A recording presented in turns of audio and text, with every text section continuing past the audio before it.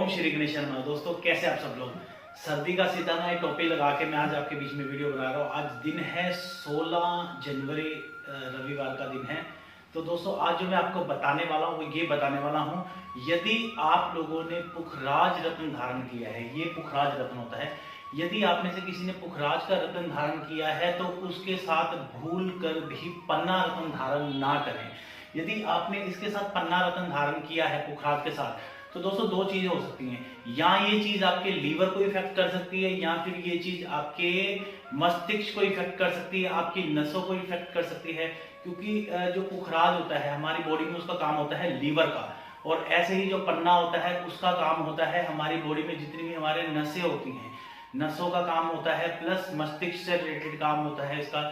या फिर आप एक टेंशन के शिकार हो सकते हो, एंजाइटी के शिकार हो सकते हो, नसों में बॉडी पेन, जगह जगह दर्द के शिकार हो सकते हो, सर के खास तौर से पिछले हिस्से में दर्द के शिकार हो सकते हो। बिजनेस में घाटा आ सकता है, बरकत में घाटा आ सकता है, कमाई भी होगी लेकिन बरकत नहीं होगी।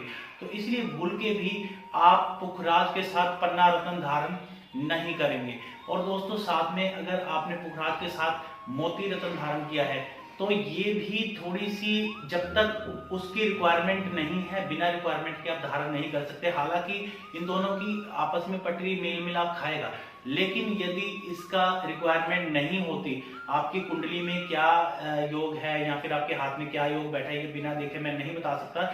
लेकिन आपने अगर पुखराज के साथ मोती पहना है और आपको मानसिक रोग, मानसिक दृष्टिकोण से अगर आपको लग रहा है ऐसा कि आप थोड़े से डिस्टर्ब हैं, तो आपको दोस्तों मोती रत्न उतार देना चाहिए। बिना कंसल्ट के आप पुखराज के साथ मोती रत्न बिल्कुल भी ना धारण करें। और दोस्तों आगे बढ़ूंगा कि यदि आपने किसी ने पुखराज पहना है उसके साथ आप गोमेद रत्न धारण ना करें। गोमेद रत्न होता है राहु का। यदि राहु का अगर आप पुखराज के साथ यानी कि बृहस्पति के रत्न के साथ अगर आप धारण करते हैं तो दोस्तों इससे गुरु चंडाल योग बनता है। आपका पूजा पाठ में मन नहीं लगेगा, आपका जो ध्यान, आपकी बरकत, वो कहीं ना कहीं आपकी जिंदगी डिस्टर्ब हो जाएगी। जब गुरु चंडाल योग बनता है तो एक तो हमारे विचारों में ही इतना बदलाव आता है, हमारे विचार बड़े नकारात्मक प्रवृत्ति के हो जाते हैं।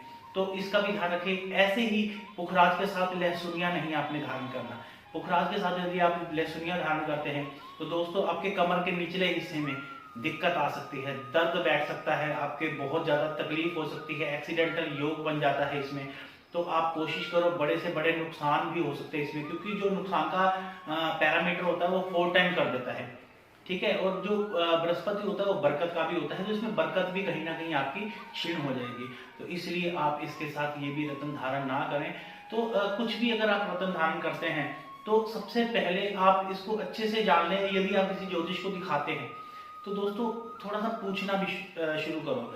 ऐसा नहीं किसी ने कुछ बोल दिया, वो क्यों बोला ये जानना जरूरी है कि ये आपने किस आधार पे बोला। यदि कोई हाथ देख के बता रहा है या फिर आपकी कुंडली, तो उनसे उस चीज का आधार पूछो। जब तक आप उस चीज का आधार नहीं पूछेंगे, और थोड़ा सा एक चीज का और आप अवेयरनेस रखो, नेगेटिव पॉजिटिव। इसमें दो तरह के आपके ग्रह होते हैं, एक होते हैं दैत्य ग्रह, एक होते हैं देव ग्रह। तो आपको इस चीज का विशेष ध्यान रखना है कि आपको दैत्य ग्रहों के साथ कोई देव ग्रह का रत्न तो नहीं पहनाया जा रहा, या फिर देव ग्रहों के साथ दैत्य ग्रहों का रत्न तो नहीं पहनाया जा रहा, क्योंकि आपस में दोनों पलड़ों के ग्रह के जो रत्न होते हैं वो आप नहीं धारण कर सकते। ऐसा होता है इसमें एक पलड़े के आपको रत्न धारण करने होते हैं और दूसरे पलड़े की आपको होम रेमेडीज करनी होती हैं। वो रेमेडीज कैसी होती हैं वो ग्रह टू ग्रह वेरी करती हैं। It totally depend on your horoscope और आपकी हाथ की रेखाओं के ऊपर ये आधारित होता है।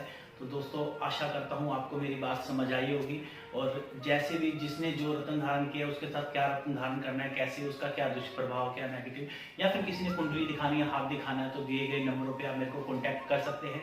इसी के साथ आप दीजिए मुझे इजाजत।